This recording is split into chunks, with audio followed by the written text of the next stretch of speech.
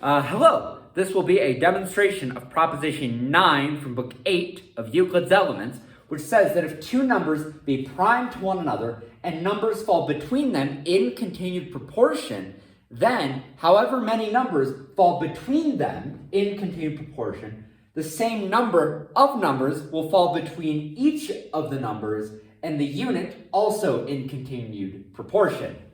It's kind of a clunky enunciation, but it's relatively straightforward, so let's just get to it. We're given two numbers, a and b. A and b will be prime to each other, so a is prime to b. We're also given the continued proportion between a and b filled by the two numbers c and d. So we have a continued proportion of a, c, d, and b, such that a is to c, just as c is to d, just as d is to b. And finally, we're given our unit. We're going to call it E. So E will be our unit.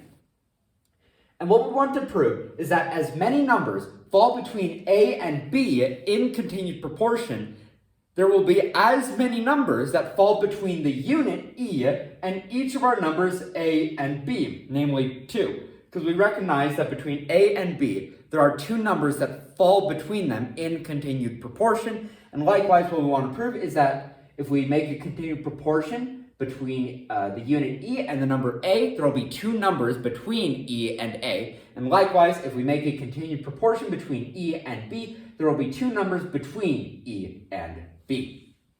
We're going to begin by creating two numbers F and G. F and G will be the least numbers in the same ratio as A, C, D, and B. We can, of course, create the two numbers F and G by Proposition 733. We've seen that plenty of times by now. We're going to create the three numbers H, K, and L in a similar manner, such that they form a continued proportion that is made up of the least numbers in the same ratio as our given continued proportion A, C, D, and B. And we're going to continue this until we make a continued proportion with the same number of terms as our given continued proportion, namely 4. So we're going to have the four numbers M, N, O, and P, which will be the least numbers in the same ratio as our given continued proportion A, C, D, and B, and as our ratio of F and G, because F and G are in the same ratio with A, C, D, and B. Now, because A and B are prime to each other, we were given that, we know that the continued proportion between A and B is made up of the least numbers in that given ratio. So we know A, C, D, and B are the least numbers in continued proportion in the same ratio as F and G, which means that because we know M, N, O, and P, or rather I should say because we created M, N, O, and P to also be the least numbers in continued proportion in the same ratio as F and G, we know that our given four-term continued proportion of A, C, D, and B is identical to the four-term continued proportion that we created out of M, N, O, and P. So A, C, D, B are equal to M, N, O, and P respectively, because they're made up of identical numbers. Most importantly for us, A is equal to M and B is equal to P. Now, remember that we made our three numbers H, K, and L to be the least numbers in the same ratio as E and F that also are in continued proportion. And because this is the case, we know by the porism of Proposition 8.2 that because H, K, and L are the least numbers in continued proportion in the same ratio as F and G, we know that the number H is not only a square number, but it is equal to F squared. And for a similar reason, because M, N, O, and P are the least numbers in continued proportion in the same ratio as F and G, we know not only that the number M has to be a cubed number, but that it is equal to F cubed, or F times F squared, or F times H. And because F squared has made the number H, we proved that in the previous step, we know that our unit E measures the number F the same number of times that F measures the number H. We can say this, of course, because F squared equals H. That's the same thing as saying is that F times F makes H. And we can convert that into a statement about proportionality using the definition of multiplication, which is definition 715. So because f times f makes h, we know that our unit e measures the number f the same number of times that the number f itself measures the number h. And we can turn this into a proportion so that the unit e is to the number f just as the number f is to the number h. And you'll notice right off the bat that e, f, and h form a continued proportion. So we're already close to finishing the proposition. And for a similar reason, because f cubed, that is f times h, because h is f squared, because f cubed has made our number m, which is the same as saying that f times h makes m, we can again turn this statement about multiplication into a statement about proportionality, again by definition 7.15, which is just the definition of multiplication, to say that the unit e measures the number f the same number of times that the number h measures the number m. And we can easily turn this into a statement about proportionality by definition 7.20 and say that the unit e is to the number f just as the number h is to the number m.